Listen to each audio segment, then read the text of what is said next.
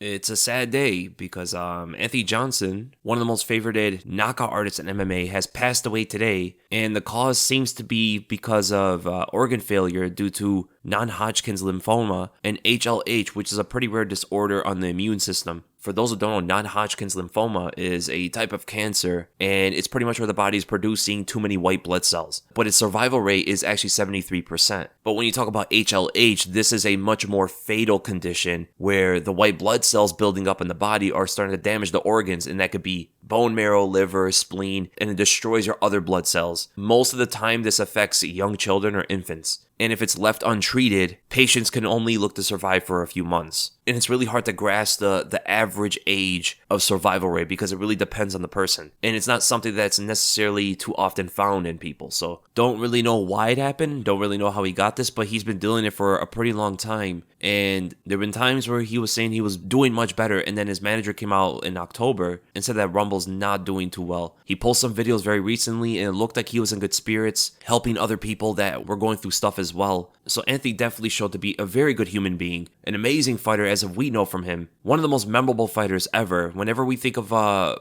fighter who would bring a kind of fight that we would all enjoy, expect something spectacular in the cage, we would think of Rumble Johnson. Many fights we were anticipating, very much looking forward to against some of the greatest fighters in the sport, and he's fought with some of the best fighters out there. He beat Alexander Gustafsson in the prime of his career, took out Phil Davis, went up to heavyweight and beat Andrei Arlovski, defeated Glover Teixeira with a one-punch knockout in 13 seconds, and even knocked out Ryan Bader and Jimmy Manuwa, and in the light heavyweight division, only really losing to the best, and that was Daniel Cormier, the only man he ever lost to. And that is absolutely nothing to look down on. He had an amazing career throughout. He tried his hand in Bellator and got a knockout there as well after a 4-year layoff. But for those who don't know, it was part of a tournament, and he was supposed to go further in it, but had to pull out due to his illnesses, which only really makes sense that he even fought Jose Azevedo with his illness, which is insane to think about. An illness that was fatal. And I know a lot of people are looking at that fight and thinking, Rumble doesn't really look the same. Well, he had a 4-year layoff, and he was fighting with a very bad illness that most fighters would never even contemplate of getting in the cage with. And who could forget when he was matched up with John Jones? That was a kind of fight that everybody was waiting for. Even Jones himself at the time said it was a fight he was very excited about. And it seemed like Rumble was going to be one of the most dangerous matchups for Jones at the time. While admittedly, he said he wasn't really a fighter like that. He was good at fighting, but he wasn't necessarily a fighter in the octagon. It's hard to really agree with that because not many fighters would have gotten to the cage fighting off this illness as well. He's as much of a fighter, if not more of a fighter, than anybody else has stepped in there. And he's definitely a fighter outside of the cage as well. He fought this for as long as he could, had a lot of support around him, a lot of people praying for him. And I could just say rest in peace, Anthony Rumble Johnson. He will greatly be missed.